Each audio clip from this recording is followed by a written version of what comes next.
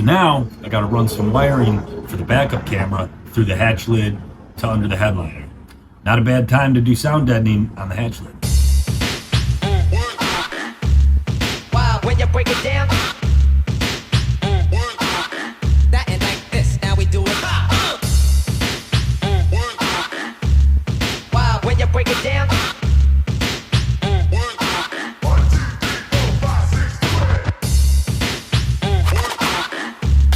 Wow, when you break it down. That ain't like this. Now we do it. Wow, when you break it down.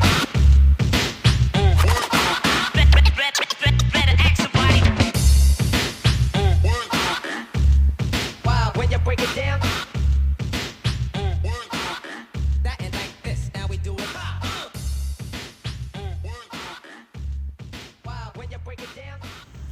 Well, I got the backup camera in, the one that is going to work with my Pioneer head unit. I tested it already, it does work.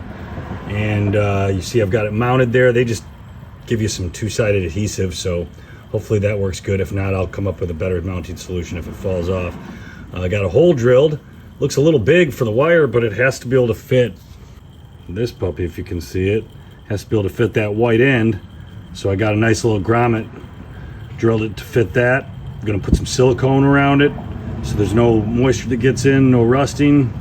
And then I've already put some chassis saver around the naked edge where the drill went through so that no rust develops around that edge.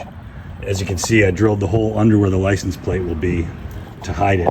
And I'll probably do a layer of sound deadening material around the wire to make it an even surface to mount the license plate against. You'll see when it's all finished. It'll be clean as hell.